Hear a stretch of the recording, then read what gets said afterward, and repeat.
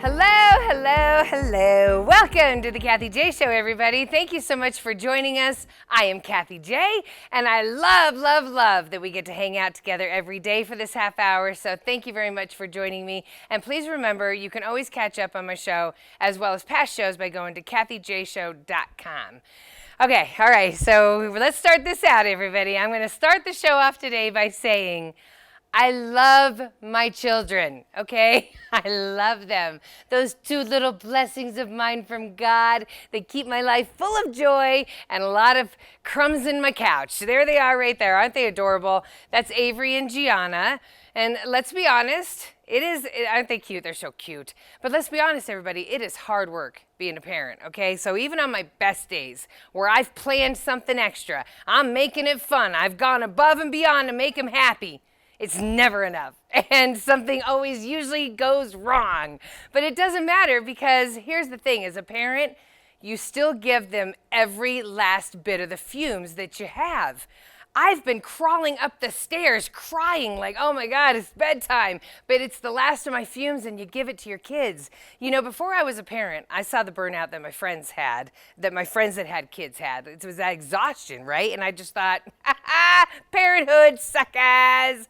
But then you have kids, right? And you realize just how hard it is. Like, there is no escaping it, the responsibility of the kids in your ear nonstop. Again, I just want to say, I love my kids, okay? But let's get real for a minute. I hate to admit this, but a couple of years ago, a couple of years of their young lives, I experienced burnout. So I was working two jobs. I was on the radio, and then I had the TV show. And so I'd wake up at 3:15 in the morning after going to bed around 11, and I'd be out the door by 4:30 a.m., and then I'd get home in the afternoon around 3 or 4 p.m. And of course, the babysitter, that's when the babysitter leaves because they've been there all day. So guess what? It's now time for dinner and reading and baths. And guess who has to start her third job of the day? This girl. My most important job of the day was those kids. And I was so exhausted that all I had left for them, sometimes it was patience, but eventually, after all the willpower is gone, they get yelling, okay? Like, I'm gonna be real, Mean Mommy comes out. Producer Colleen called her mom Volcano Mom. And don't worry, Marianne, she said you rarely erupted. And I love you, Marianne. You had triplets. You can explode whenever you want. But it's that moment when mommy explodes. We've all seen it, okay? We've seen a parent explode. It's not pretty. You gotta duck because shoes are gonna start flying. Let's be real, because it happens. And it's exhausting being a parent, everybody, okay? Kids just want to be joyful. They just want to play around. But look, there's nothing joyful that happens when I see red and I explode on little children. And when I'm exploding, it's not pretty. Like, I will swear at my little kids. I stand over them. I can be very intimidating. And when it's done, the kids are crying, and I feel like a pile of doo-doo. It's like the worst feeling in the world. And it continues. So now my little girls, my cute little happy little girls, they're going to bed crying, or worse, they're in fear of mom. And my heart is racing, my heart is breaking at the same time. In 5 seconds, I lost it. And I'm so tired, I can't even apologize to him. I can't even brush my own teeth, because now I have to go put dinner away or start laundry before I go to bed. And you know what? It goes on day after day, month after month, year after year, until you find a way to manage it. Your kids grow to hate you, or in my case, your health fails you so bad that the stress from all of it takes you out of the game completely. Yay! You know what? It's stressful enough raising two good kids with a good husband. I can't imagine what single parents are going through, or the parents that have a job they don't like, or parents that have a job that doesn't pay all their bills. The stress upon the stress upon the stress, at the end of the day, it can be hard for a parent to stay calm and focused. Some days are better than others. Some days we as parents are stronger than other days. But you know what? Parental burnout's real. And here's some of the signs. You ready?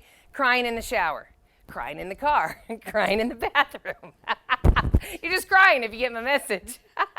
It's really just a lot of tears from everybody at this point, okay? But seriously, side effects are brain fog, short temper, irritability. Does it sound like any of the parents you guys might have had? How can parents possibly get it right, okay, everybody? But guess what? We don't have to worry about it because my guest today has lived this. She's even wrote a book on it. She's here to validate and lift us up so we can get control over these things and enjoy being a parent again. I can't promise any less crumbs in the couch, though. I'm sorry about that. But don't worry. Sit down. We will be right back. Kathy J. Oakwood Homes is an official partner of the Kathy J Show. Oakwood Homes, building happiness.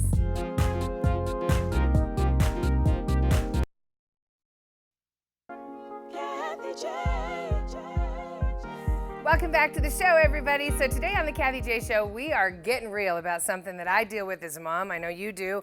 Burnout, okay? The struggle can be so draining on some days. I gotta push myself just to get simple things done. You know, it's so hard on us as parents when that burnout kicks in, but it's also hard on the kids, let's be honest. So that's why we brought in Dr. Sheryl Ziegler here, child and family therapist. Yay! Yay! Thank you so much for being here. Thanks for having me. Okay, so you wrote the book, Mommy Burnout. Before we get to the book and stuff, tell me, you have kids? Tell me a little about you. Yeah, so I have 3 kids. Yes. Right now they're 13, 11, and 8. Oh, look at them. Oh, yeah, there they are. Yes, I love it. 13, 11, and 8. So you're in the middle of it. Yeah, yes, in a different stage. In a different stage, but you're in the middle of, they need you still. Like, Big very time. dependent. Big Yes. time. A lot of homework stuff, a lot of social stuff, friendship stuff, and a lot of running all over the place with activities. Exactly. So I've realized that every age and stage has its different season of what makes it hard, what leads you to burnout or stress. Right, and you as a parent have your own different stages of the burnout and the stress. Some days, some years you're writing a book. That's true. It's Right. really true. And you don't need kids running all around you. Yeah. Because they would have been really young when you were writing this. They were. Yes. So And how did you deal with that? Well, I mean, I kind of opened the book with saying that I was good with my first. I had infertility issues. I was so happy to be pregnant. It was great. Second one came along, and for me, it was the first time that I felt like my metaphor was I was drowning underwater. Yes. And I would just come up for air sometimes, and then I was back Drown down. under the water. Yes. I couldn't believe it. I just couldn't believe how hard it was. And it all came together. I have a private practice, and for years leading up to that, this is what moms were saying to me. And it was I sympathized. Yes, you're like, yes, it Yeah, must be so tiring. Yeah, exactly. Yes, right. But all of a sudden I was like, oh, this is what they're talking about. Right. So I experienced it. I mean, I truly was like, okay, I get it. And so then I just thought, at the time, this is a secret that we need to share with each other, right? You're right, because just saying it's something that you deal with, I think in the past, other generations, our parents' generations, they dealt with it, but maybe not the right way. They dealt with it as it's expected. When daddy comes home, you don't bother daddy. You need to let him decompress, and if you don't, he can yell. And if daddy yells, that's just acceptable because the kids were in the way. It was almost acceptable for the parents to have burnout. But now I think parents are realizing, or the kids of those parents are realizing there's a better way to do it for my kids. Oh yeah. I mean, that was one of my interests is, do we really have it harder than the generation before us? Right. What are the differences? I was really interested in that. And there are a couple differences. I mean, social media is a difference. Oh, yeah. That's a huge one. Running around and feeling like we serve our children. Yeah. The generation before us did not think that they lived to serve us. Right? No, they didn't. We think, like you said, even your opening, right? I try to do all the things Yeah. to make them happy. They weren't trying to do all the things to No, make us happy. she was telling me to come home when the light switch turned on Totally. and the street light came on. Totally, right? She And was. they weren't asking us what did we want for dinner. They weren't making 3 dinners a night. Right. We weren't in multiple sports and activities at Okay. the same time. So there's a lot. So I want to stress, though, I don't feel like I'm treating my kid like a snowflake by saying, what do you want for dinner, or what do you want, how can I help you? I'm trying to teach them to be independent, right? Because that's the habit that you want your kid to have, is not be codependent. So, but you're saying, so you're saying it's even in how I'm teaching them, it's how I'm controlling it, that I'm burning myself out because of how I'm viewing what I need to do for my kid. Yeah, if you're asking your kid on a regular basis. Yeah, right. Oh, no, it can be exhausting when you say, what do you want? What do you get want? 3 different orders. Right. Yeah. This morning I made 3 different lunches. Did you really? Yes. Okay. And that's But frustrating. you were just telling us not to do that. I know.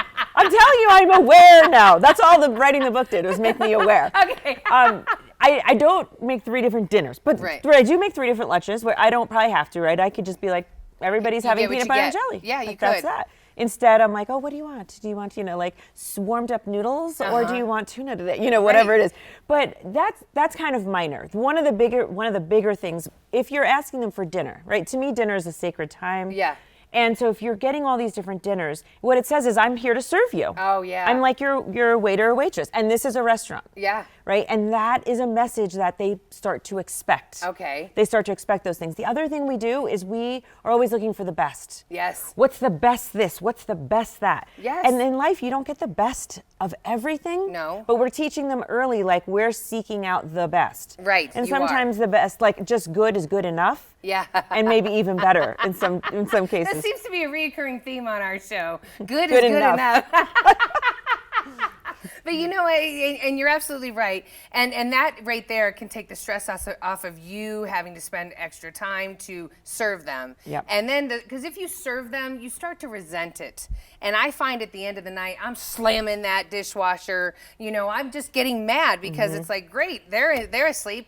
Cute as pie over there in their beds. Then now I'm cleaning everything, you know. So there is things I can do to pull back on that. What I'm worried about though is how it affects them when I explode. You know, and because it hurts my heart when that happens. Yeah. And it could be anything. It could be I've been telling them, get to bed, brush your teeth, but the whole time in their head or off the side, I hear them yelling at each other. And I know it's gonna turn into a little fight where somebody's gonna start crying. And so I'm like, stop yelling at each other, be good, brush your teeth, and then all of a sudden the yelling happens. And I am in that room so fast, mad, screaming at them. And I have to shut it down. I don't know why. Is that a moment where I have to walk out the door?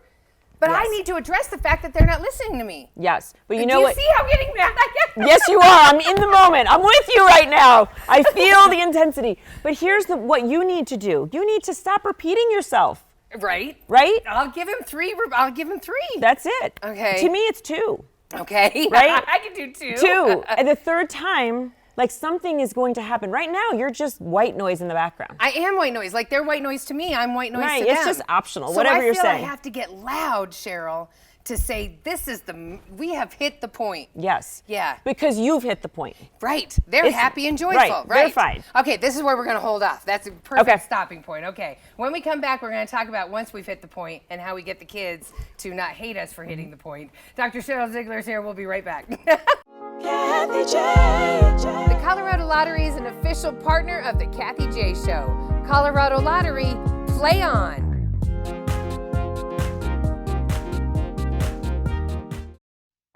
Kathy J. Welcome back to the Kathy J Show. So we've been talking about the burnout that moms and dads often feel when they're physically, mentally, and emotionally exhausted from just being day-to-day life and being a parent. But there's ways to prevent it and keep us healthy. Dr. Sheryl Ziegler is here to tell us more. When we left you, Sheryl, we were talking about parents have hit the breaking point. Something's happened. The kids are crying. What can I do to tell them I'm sorry, but they need to be better? I'm sorry, but. Sorry, but. I'm sorry, but. So, well, just 2 things off the example you gave, because I think everyone can relate to it. Number 1, really watch how you repeat we repeat Yes. our messages to the kids. If not, we're just white noise. And the second thing is model for them that you are taking a time out. You can say something like, I'm really frustrated, right? I always say, think about your tone rather than your volume. Yes. Right? So the tone, sometimes I can drop deep. Yeah. You know, I'm getting really Girls, frustrated. hey, she grew up in Harlem. She can get deep, everybody. I can get deep. She can get deep with that. And I can get like my body language, right? But I'm little, so I'm not very intimidating. But it's all about like the tone, right? My body language, I'm very aware of. So, take the tone down and say, I'm getting frustrated, not because they didn't brush their teeth, but because I've had to repeat myself and I feel like you don't respect that I'm talking to you. You're not listening to me. So I kind of shift a little bit. It's not just about I'm telling you what to do and you're not listening to me. It's like I make it more relational. Yeah. Like I feel disrespected. Right. Because you're not even listening to me. I'm telling you something important. Okay. Right? So that's one thing. But then when you do blow up though, you do have that moment. I always say it's repair. Relationships get tears. Yes. And you have to repair. Okay. So repairing means, earlier, maybe you go in that night, maybe you sleep on it. And, Yes. and you in the morning, you say, last night wasn't very fun. This is how I would naturally do it. Truly. Yeah, please. Like I would just say, last night wasn't very fun for me. I felt really bad when I was going to sleep. I was thinking about it. I'm very sorry that I yelled at you. I don't want to yell at you. And I really want to figure out a way that you can listen to me the first, maybe the second time I tell you to do something. Okay. Right? And then I had this morning, my son was trying to get away with not brushing his teeth. So I said, so I guess when we come home today, I guess we're going to redo a chart. Yeah, and how I'm to going to brush have your you check teeth. off, right? So I try to go into solution rather than pounding in, because you never listen to me. And that's what you Yes. want to say, right? I'm so Yes. sick and tired of Yes. this. Right? That's what you want to say. But that also becomes blah, blah, blah. And then she starts crying, and I get mad at her for crying. Yeah. And Right. my message is totally derailed, and I'm done. And so how do I get rid of? Because I'm definitely about the discussion with them after, and I apologize and stuff. But I'm also about the guilt. I don't want them ending up as an adult in therapy yelling because mommy yelled all the time. There's a good chance they're going to be in therapy. But I don't know if it's because you yelled. But no, I would just, you know what? I would really, this is what I say about mom guilt. I also was in a different book about guilt, literally. And so my chapter was on values. Making sure you're clear on your values is how you get through guilt. Meaning, I value whatever it is, like maybe going to work, whatever it is. I value your health. Yeah.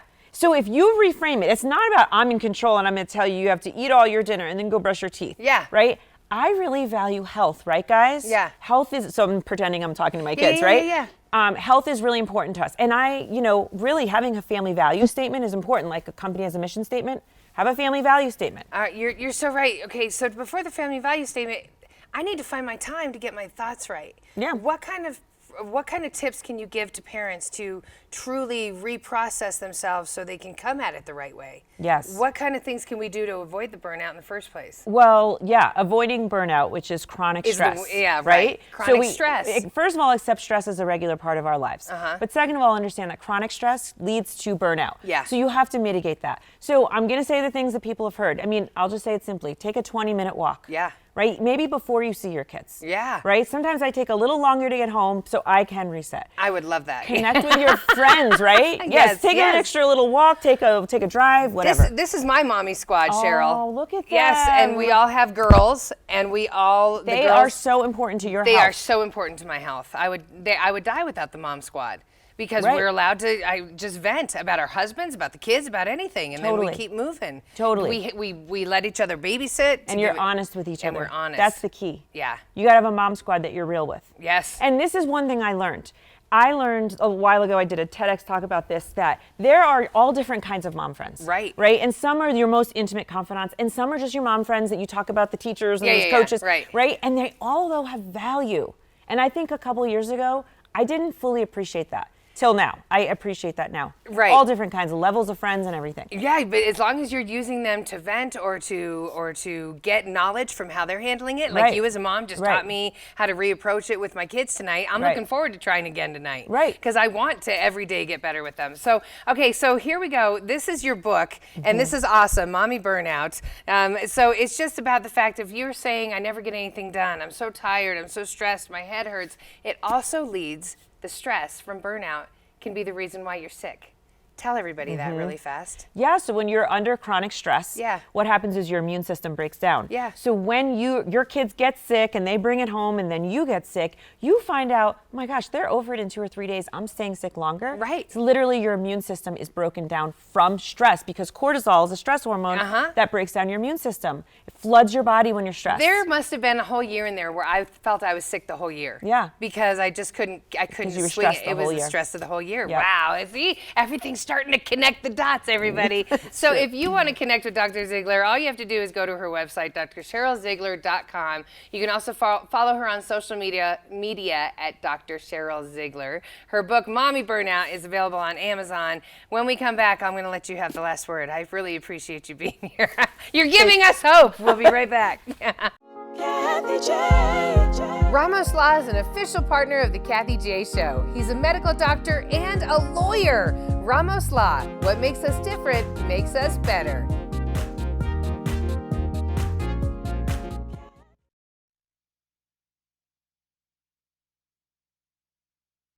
Kathy J. It's already time for the show to end. Be sure to check out anything you might have missed at kathyjshow.com. So thank you, Dr. Sheryl Ziegler, for being here today. Before I let you go, why is it different? Because parental burnout is just, it's something that's going to happen, but why is it different for moms? There's an extra bit of guilt in there. Why? Yeah. So difference between moms and dads. I heard lots from dads when this book came out. Yeah. Like, what about us? And they experience burnout, absolutely. They report experiencing the same levels of stress as moms. This is the difference.